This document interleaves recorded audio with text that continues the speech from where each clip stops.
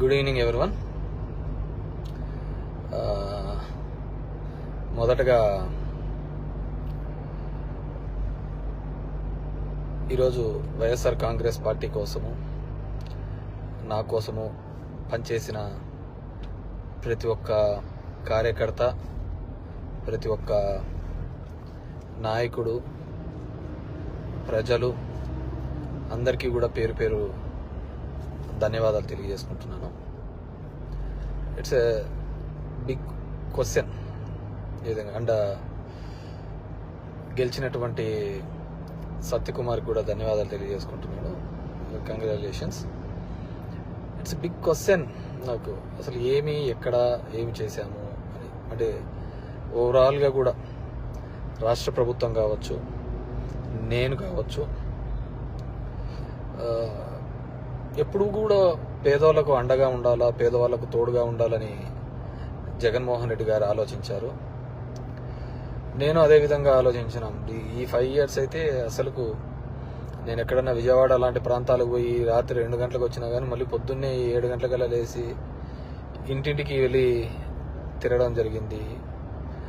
వెల్ఫేర్తో పాటు డెవలప్మెంట్ చేయడం జరిగింది. అన్నీ చేసిన. కేవలం 2 నెలల్లో వచ్చి అసలు అతను ఎవరో తెలియదు, పాడు తెలియదు. ఎక్కడైనా పోయి మామూలుగా జనరల్గా పోయి కూర్చొని నిలవన్నా కానీ ఎవరు జనాలు కనుక్కోలేరు. దీంట్లో మరి ఐ ఫీల్ రియల్లీ సాడ్, బాధ అనిపించేస్తుంది నిజంగా. ఎందుకంటే అరే ఏంది మనం ఇంత కష్టపడి,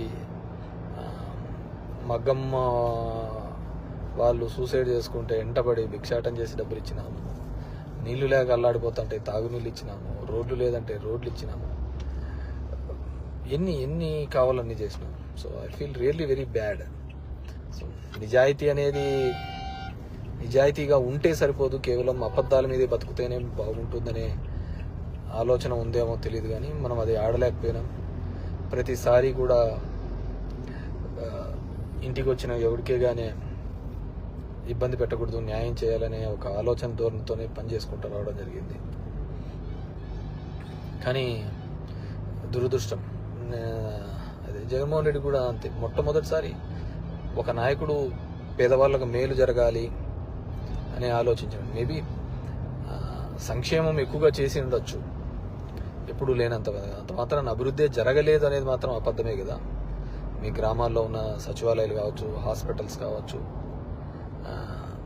అసలు అవినీతి లేకుండా జరగడం ఏంది. ఇంతకుముందు ఏ విధంగా ఉండేది, ఇప్పుడు ఏ విధంగా ఉండేది, వాటిని కూడా చూడలేకపోవడము దురదృష్టకరమే అనుకోవాలి. సో ఏదేమైనప్పటికీ కూడా నేను దగ్గర ఒక పోస్టల్ బ్యాలెట్తో చూసుకుంటే 2600 ఎంతతో ఓడిపోవడం జరిగింది. ధర్మవరం పట్టణంలోనే నేను నిరంతరము ఎప్పుడు అందుబాటులోనే ఉంటాను. అయినా కానీ తెలుసు మరి ఏమి వాళ్ళకు నచ్చిందో, కొత్తగా వచ్చింది, ఏమి నన్ను ద్వేషించినారో, ఏదైనప్పటికీ కూడా ఇది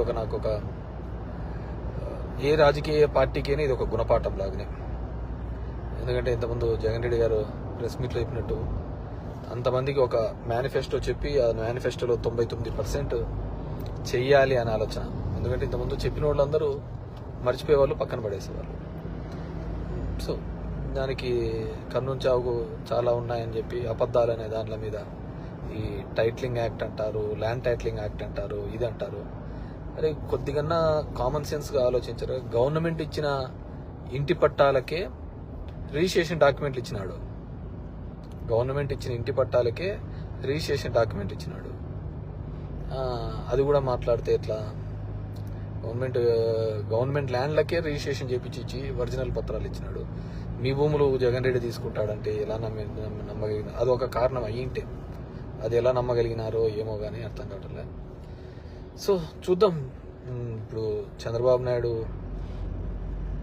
తన అనుభవంతో సంపద సృష్టించాడు. ఏ రోజు సంపద సృష్టించినాడో కూడా తెలియదు. ఆయన ఇంతవరకు ఎప్పుడు సంపద సృష్టించినది, ఎప్పుడు అప్పులు పెట్టిపోయినాడే తప్ప 14 సంవత్సరాలుగా ముఖ్యమంత్రిగా ఉన్నప్పుడు సంపద ఎప్పుడు సృష్టించలేదు అనమాట. సో సంపద సృష్టిస్తాడన్నాడు. ఎప్పుడూ లేని విధంగా సచివాలయంలో 1,50,000 జాబ్స్ ఇప్పించడం జరిగింది. ఇవన్నీ కూడా ఇక్కడ క్యాలిక్యులేషన్లోకి రాలేదు. జనం దగ్గరికి సేవలు రావాలి. కరోనా లాంటి క్లిష్టమైన పరిస్థితిలో ఆ కుటుంబానికి తోడుగా ఉన్నాడు. మేబీ మనుషులు అంటే అలాగే ఉంటారేమో మరి తెలియదు. కానీ ఏదైనప్పటికీ కూడా నా పార్టీ కోసము నిరంతరము కష్టపడిన వైఎస్ఆర్ కాంగ్రెస్ పార్టీ కార్యకర్తలకు, నాయకులకు, నాకు ఓటు వేసి నా ప్రజలకు అందరికీ కూడా పేరు పేరున ధన్యవాదాలు. మా నాయకులకి, కార్యకర్తలకు కూడా ఒకటే చెప్పదలుచుకున్నాను. ఊర్లో చిల్లర అన్నీ కూడా చేస్తూ ఉంటారు. కానీ లెక్క ఎప్పటికీ తప్పదు. లెక్కలు ప్రతి ఒక్కరు ఉంటాయి. కాబట్టి అందరూ కూడా సమన్వయంతో ఉండండి. మనం ఎవరికే కానీ చెడుపు చేసినది లేదు, ఇది లేదు. మన గడప శత్రువు తొక్కినా ఆ శత్రువుకు మంచి చేసేది తప్ప చెడు చేయలేదు అనమాట. సరే, కొన్ని అనివార్య కారణాల వల్ల మనం ఓడిపోయి ఉండొచ్చు. ఏదైనప్పటికీ కూడా నాకు మద్దతుగా నిలబడిన అందరికీ కూడా, ప్రతి ఒక్కరికి కూడా పేరున ధన్యవాదాలు తెలియజేస్తున్నాను. Thank you.